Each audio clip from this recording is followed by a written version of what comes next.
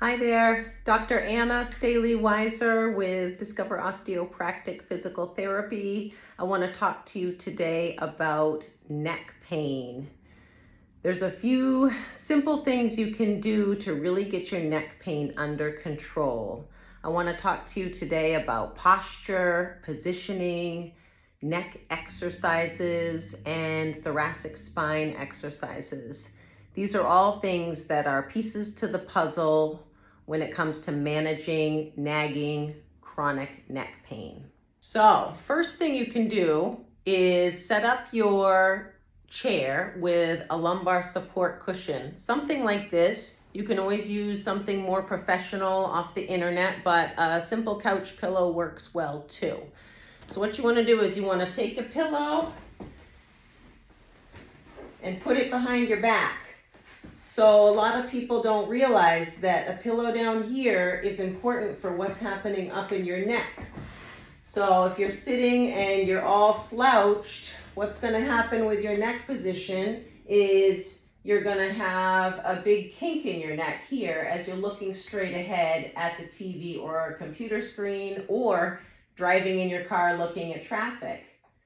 But if you put a lumbar support cushion back there and you slide back in your chair and you get your rib cage up where it should be, then all of a sudden your head is balanced on top of your shoulders and the back of your neck right here is nice and straight. So that's going to feel a lot better to have your neck in an optimal alignment as you're sitting, doing your work, watching TV, or even with driving. Another big important piece of the puzzle when it comes to solving this neck pain problem is your position when you're sleeping. So a lot of people have trouble sleeping when they have neck pain. You can purchase a contour pillow off the internet and it may or may not help you. The difficulty is that pillows are one size fits all, but everybody's neck is a little bit different. So I love towel rolls. And the reason I love towel rolls is because you can make them whatever size they need to be comfortable for your neck. So the neck needs to be supported right in the smallest part, the cervical lordosis, which is the curve in the back of your neck.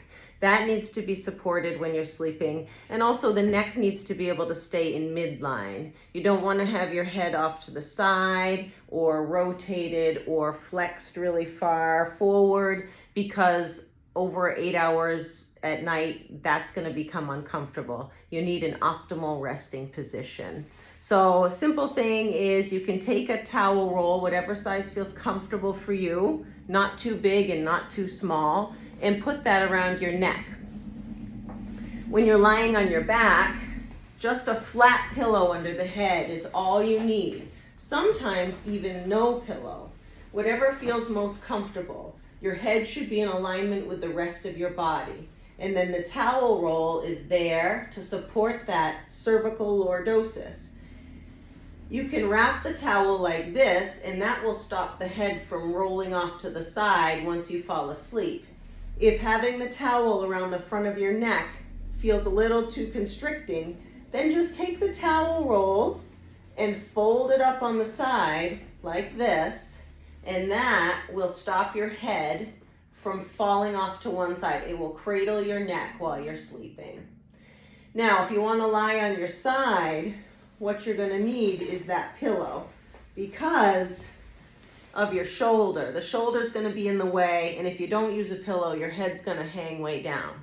You don't want a pillow too thick and push your head the other way. So the pillow has to be just thick enough.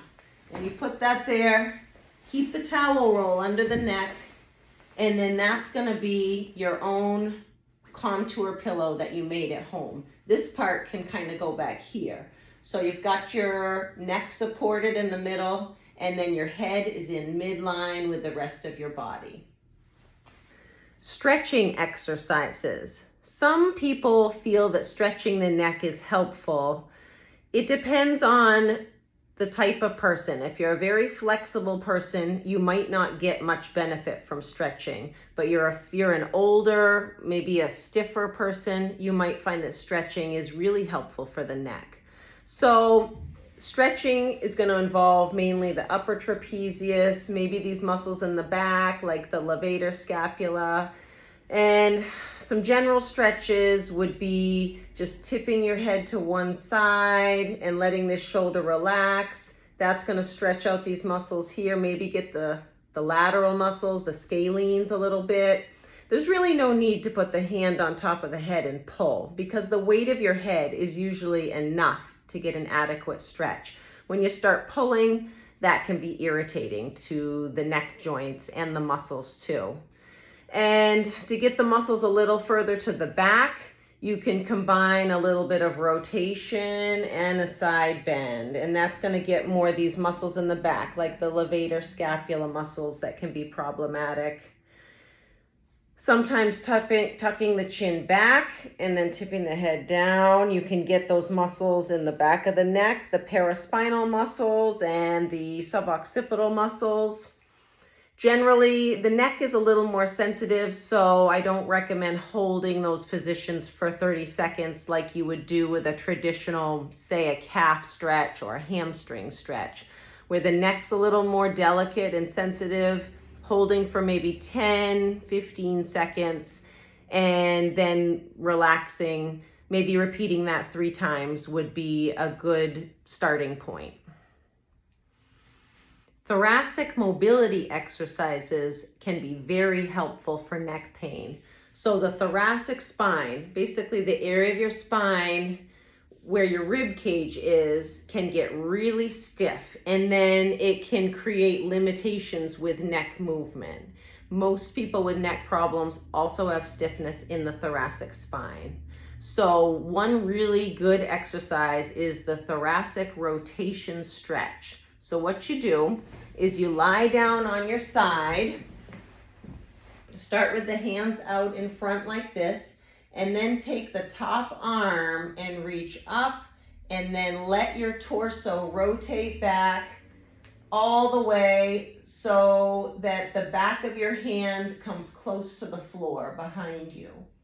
And what you should feel is a good stretch through your rib cage, maybe behind your shoulder blade. If you're tight here, you might feel a good stretch in this pectoralis muscle. That's very good. That will help you with being able to sit up straighter. Maybe do about 10 repetitions of that exercise on each side. And if you're really tight, you could end with holding that position for 30 seconds or so. I really like this exercise because it not only mobilizes the joints in your rib cage, but when you take that top arm and you reach back like this, you're going to be stretching across the pectoralis, maybe the biceps a little bit. And those muscles, if you have poor posture and slouch a lot, like most of us do, they can get really tight and short. And if you lengthen and stretch those out, it helps you to be able to make a more effective postural change for the long term. Another exercise that I really love is thoracic mobilization using a foam roller. If you've watched any of my other videos, you know that I love the foam roller. It works for low back pain, hip pain, all kinds of things. So everybody should have one of these in their house. So to do thoracic mobility exercises, what you would do is take the foam roller, put it on the floor, and then lay on it right across where your shoulder blades are. For ladies, that would be the bra line area, just below the shoulder blades. And then you're going to support your neck by putting your hands behind your head. You're going to bend your knees, lift your hips up off the floor, and then just roll back and forth a little bit. Maybe to the top of the shoulder blades and then back down to the bottom of the shoulder blades. As you get more comfortable with it, you can let these elbows relax back and also let your head sink down. That's going to bring your spine into a more extended position. Don't feel like you have to arch way back over the roll because that can be painful. Just keep your back kind of flat and just start rolling back and forth. Maybe about 10 repetitions. So that exercise is going to provide deep pressure into your spine, and where the facet joints articulate with each other, the pressure from the roll is going to gap those facet joints and then improve your mobility of your spine in all directions. So that's one of my favorite exercises. Another aspect to managing chronic neck pain is neck strengthening exercise. This is probably the least known piece of the puzzle. There's some really good research to support that people with chronic neck pain tend to have weakness in the neck muscles, specifically the deep neck flexor muscles. What these muscles do is they keep your chin pulled back when you're looking down, doing your daily tasks like reading, using your cell phone, cleaning, cooking, all of the things that you do every day mostly require looking down at something. So what happens is if these muscles are weak, when you look down, your head ends up sagging down like this, and that causes a shearing force in the spine and can lead to irritability.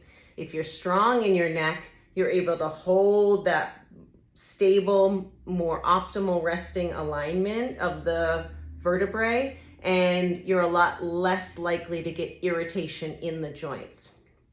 There's a lot of different ways to strengthen the neck, but the basic, most effective way is to do what I call a neck sit-up. So what you do is you lie on your back, and the important thing here is that you tuck your chin down. You should feel like your chin is coming closer to your throat.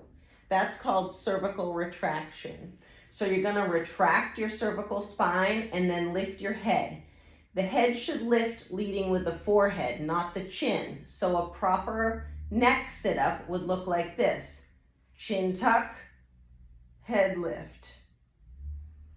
In most people, what you're going to see is when they go to lift their head, they're leading with their chin like this, and they're doing it all wrong. So make sure you tuck the chin, lift the head. Hold maybe 10 to 15 seconds, and then come back down. Once you get really good at that, you can start incorporating it in with maybe some abdominal work, like chin tuck, head lift, and a little bit of an abdominal crunch, just to get a little bit more bang for your buck out of the exercise. But don't start there. Make sure you're good at doing the chin tuck and head lift first. Once you're good at that, you can start integrating that movement into other exercises. For instance, a side plank. Tuck the chin and then maintain that head in midline position as you lift up. You can do the same thing when you're laying on your belly. Tuck the chin, lift the head and torso. That's going to strengthen the back and the front of the neck at the same time. We can do a deeper dive into neck strengthening exercises, but that just gives you a brief introduction and can help you get started with the most important exercise, which is that neck retraction, being able to maintain that while you're doing your daily tasks. So that pretty much sums it up. Those are the most important aspects of managing neck pain. Sitting posture, sleeping position, neck stretches, thoracic mobility exercises, and neck strengthening exercises. If you start incorporating those things into your lifestyle, then you're going to be able to reduce your neck pain a considerable amount. If you have questions about any of this stuff, please contact me. I can answer your questions. And of course, in addition to all this self-help stuff, some massage, some neck adjustment, all of those things can really be helpful for getting you over your neck pain.